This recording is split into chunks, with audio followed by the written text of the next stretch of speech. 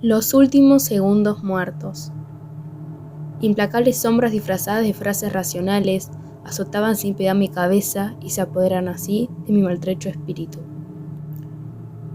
Yo, moribunda y confinada al más doloroso castigo jamás pensado, era sometida y dominada por una sensación a la que nunca podría llegar a ponerle nombre.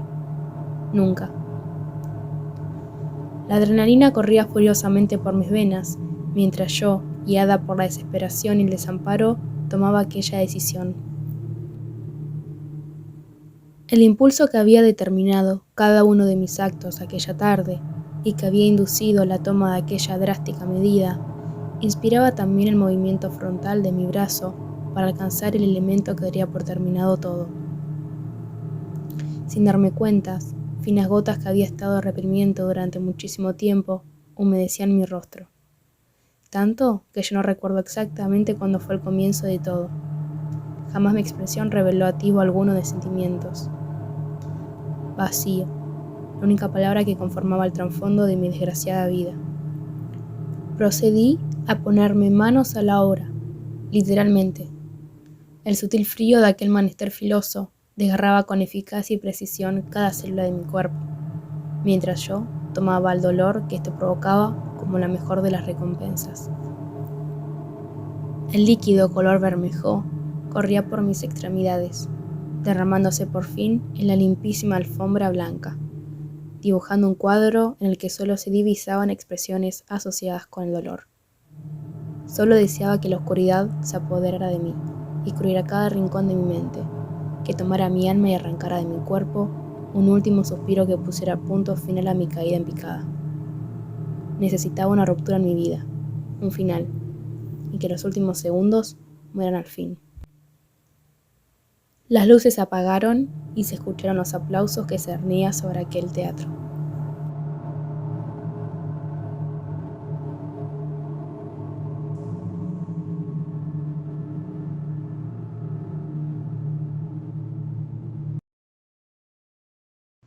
Vera vive sola en su departamento, pero no siempre fue así.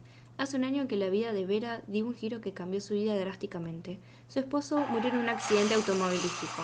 Lo único que hizo su vida después de eso fue empeorar. La envolvió una depresión enorme tal que la despidieron de su trabajo. Estaba sola, sin trabajo y cada vez con menos dinero.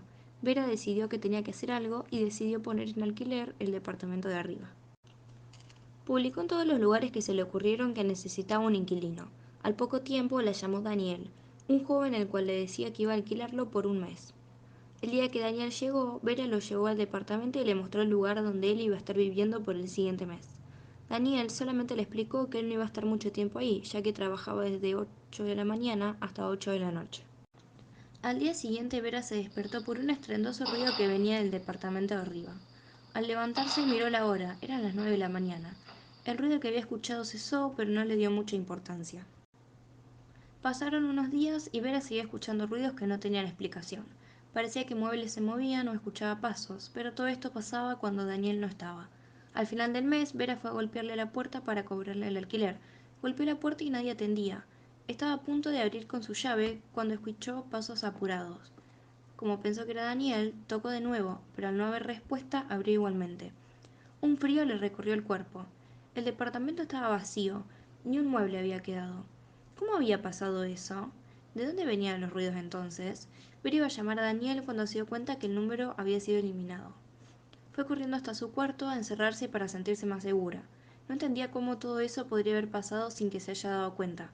Mientras estaba pensando sola, alguien golpeó su puerta. Una persona la estaba buscando y ella no tenía escapatoria. Era un día lluvioso, de esos tan grises que le es imposible a uno pensar en color. Y aún más cuando sos una chica olvidada que vive en un orfanato en un lugar perdido de Estados Unidos. Y allí estaba yo, observando desde la alta ventana del orfanato Friendship Orphan Home, cómo las aves revoloteaban cerca de mí.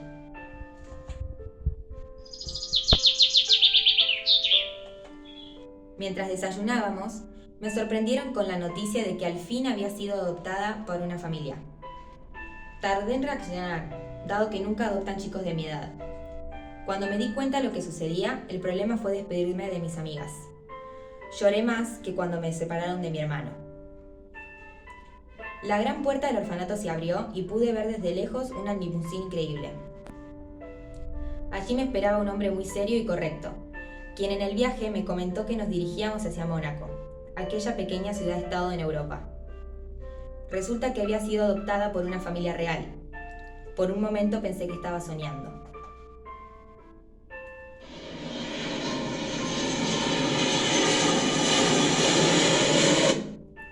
Ya viviendo en el castillo, pasaban los meses y me sentía cada vez más sola y fuera de lugar, como si no perteneciera allí. El castillo era tan frío como el orfanato. Tenía muy buen trato con todos los que vivían allí, menos con una persona. Se llamaba Meredith Brake y era la reina de Mónaco. Tenía ojos transparentes como el hielo, se podía ver más allá de ellos, escondía algo. Cualquiera hubiera pensado que iba a tener más afinidad con aquella señora, ya saben, de mujer a mujer. Pero la realidad era que tratar con aquella vieja era más difícil que aprender un nuevo idioma en un día. Esta mujer parecía estar siempre triste y enojada con la vida, lo cual es entendible, pobre. Su marido, el rey Henry V, había fallecido y nunca habían dado con su causa. Se están por cumplir 8 meses de mi llegada al palacio y cada vez tengo más preguntas sobre las personas que viven aquí y su pasado. El gran problema es eso, que solo tengo las preguntas, no las respuestas. Resulta que encontré una carta firmada con las letras M.B. Pese a que esta estaba en partes quemadas, llegué a leer algo. No puedo hacerlo. Esta frase me dejó pensando por un rato, pero mi cerebro llegó al límite cuando leí la palabra muerte.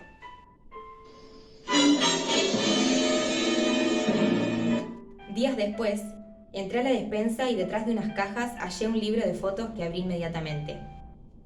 Eran fotos de la reina y el rey, y en todas se abrazaban, pero la mirada de la reina era igual que la de ahora, misteriosa. Mi pregunta era, ¿qué hacía aquel libro tan bonito en un lugar tan escondido? En eso, encuentro en la última hoja un sobre que abrí. Allí había una foto del rey tachada con una cruz rojo sangre, y debajo tenía escrito, te odio. Siguieron pasando los días y yo me enredaba cada vez más en el misterio. Mi habitación pasó a ser lo más parecido a una oficina del FBI, dado que comencé a colocar en las paredes todas estas pistas. A esto debe sumarle que hoy vi entrar a la reina sospechosamente a su cuarto, y la seguí. En sus manos llevaba un pequeño y delicado cuaderno. Cuando salió de la habitación,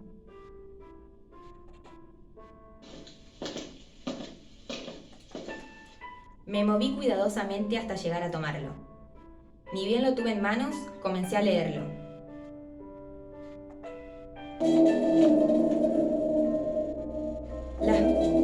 Las piernas me temblaban y las manos me sudaban.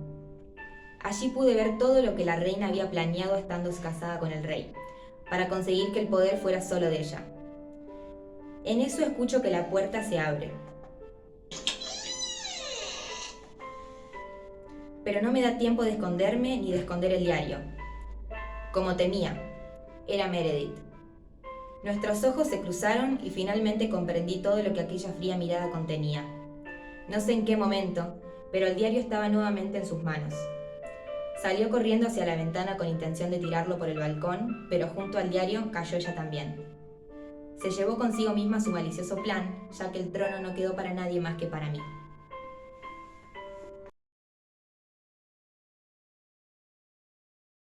Tanta tristeza, tanto dolor, tantas pérdidas, causó una pandemia muy fuerte en el país. El mundo fue aterrado por un caso desconocido. El matrimonio de Alicia y Ángel fue un gran ejemplo de todas las situaciones que pasaron las personas que vivieron esta pandemia. Ellos vivían muy felices, hasta que llegó el día viernes 27 de marzo. Estaban tranquilamente cenando, esperando para irse al baile de jubilados.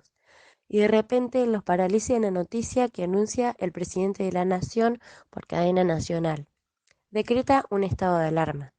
Ninguna persona puede moverse de su residencia por 5 meses, por la situación de un caso que está causando problemas de salud y muertes.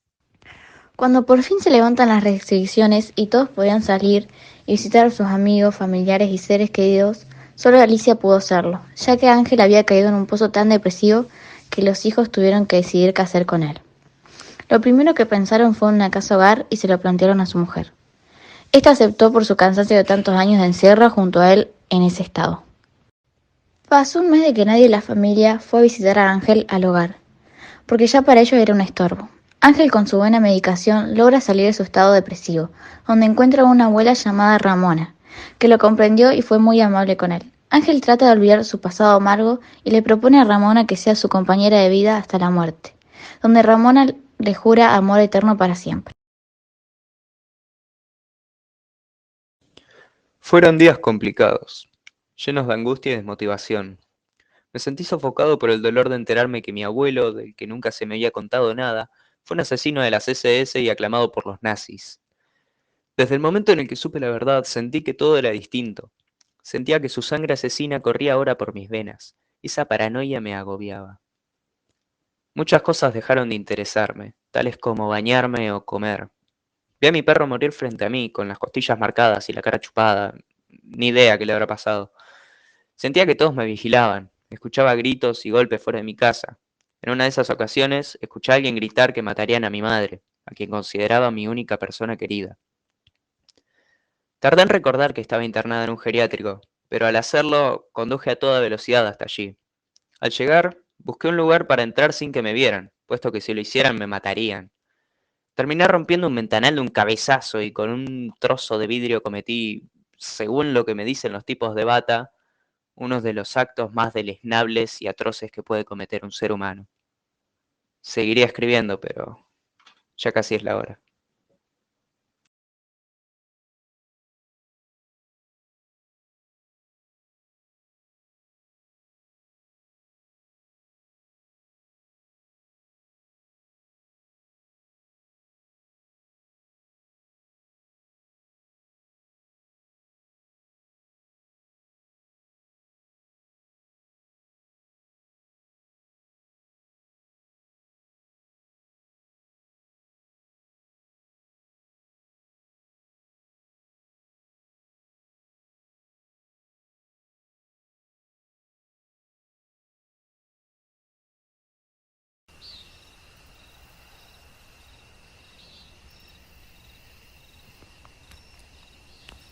Golpeteando la puerta como un galope agitado, el viento entrará por ranuras, huecos y bisagras por todos lados.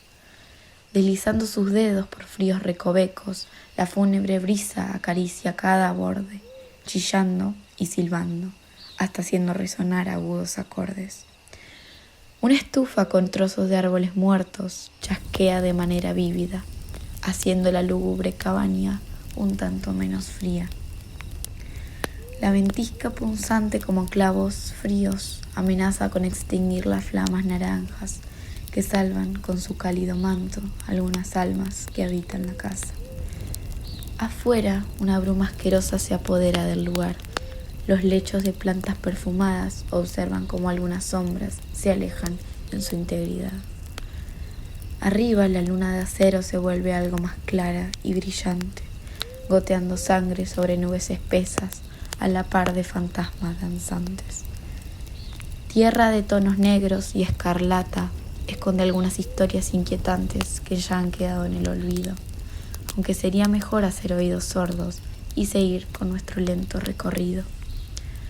Unos seres pequeños habitan este paisaje que atinan a ser inocentes, algunas fétidas especies que hacen juego con el ambiente.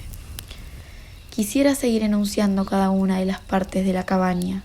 Podemos decir que es un lugar un tanto lóbrego y sombrío, pero ya estoy sintiendo polillas en la panza y empezando a notar mis oídos aturdidos.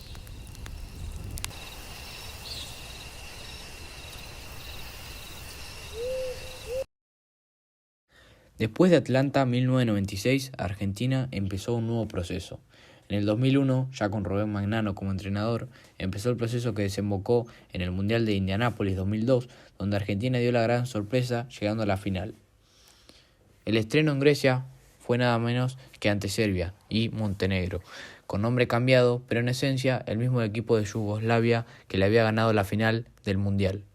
Argentina jugó un buen partido, de igual a igual, pero sobre el cierre parecía que se le escapaba, cuando Serbia se puso 79-76 y con el balón a 42 segundos del final. Aunque la situación aparentaba ser complicada, después de varios tiros libres, lograron igualar el partido a 16 segundos del cierre.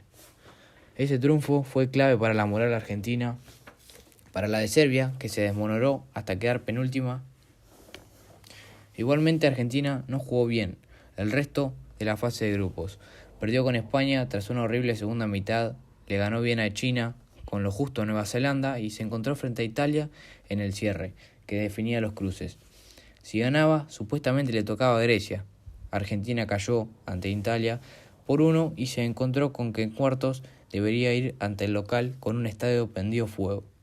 Ahí fue cuando revolucionó el partido.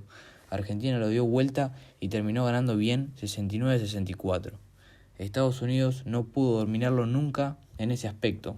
Ginóbili jugó un partido maravilloso, al igual que Scola, y como viendo por segunda vez al mundo en 2 años, Argentina eliminaba a los Yankees de un juego olímpico, ganándoles 89-81. Se metía en la final, donde el rival sería Italia.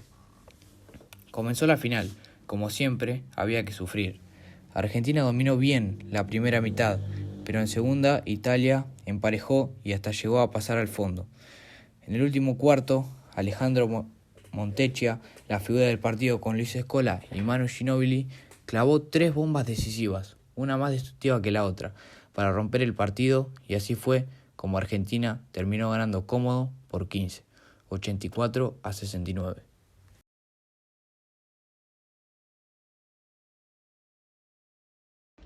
Era tarde en la noche y acabamos de salir del cine con mis amigos. Habíamos planeado esta juntada hace mucho tiempo. Nunca lográbamos coincidir y esta vez nos pudimos reunir. De un momento para el otro comienzo a sentirme mal. Un dolor de cabeza no me deja pensar claramente. Y aunque todavía no era muy de noche, decido igualmente despedirme de mis amigos e irme a casa solo. Llego a mi casa y me voy a acostar en mi pieza, agotado como si estuviese trabajando todo el día, lo cual no había sido el caso. Sorpresivamente, mi teléfono empieza a sonar y es un número que no conozco, ni parece similar al de nadie en la ciudad. Inusualmente contesto, ya que nunca respondo a llamadas de extraños, y es la voz de una mujer. Empecé a asustarme, porque esta extraña me llamaba a estas horas de la noche y encima sabía todos mis datos. Traté de calmarme y ver qué sucedía, cauteloso de no cometer errores, por si esto era algún tipo de engaño. Me avisa que 2 de mis amigos se habían ido en moto y tuvieron un terrible accidente. Por un momento quedé paralizado y salí corriendo al hospital. Al llegar al lugar encontré mucha gente conocida llorando desconsoladamente. Uno de ellos había fallecido. Sentí que el mundo se me venía encima. De un momento para el otro me cambió la vida y sabía que ahora las cosas no iban a ser iguales. Uno de mis mejores amigos ya no estaría con nosotros. A partir de ese instante se me vinieron a la cabeza un montón de cosas que habíamos compartido a lo largo de todo este tiempo. Traté de quedarme con los momentos más alegres para no sentirme tan mal. Fue así que a partir de ese momento trato de recordarlo siempre con una sonrisa. Y cada vez que me siento triste, me acuerdo de todo lo lindo que pudimos compartir y disfruto cada momento de mi vida, esperando algún día encontrarme con él.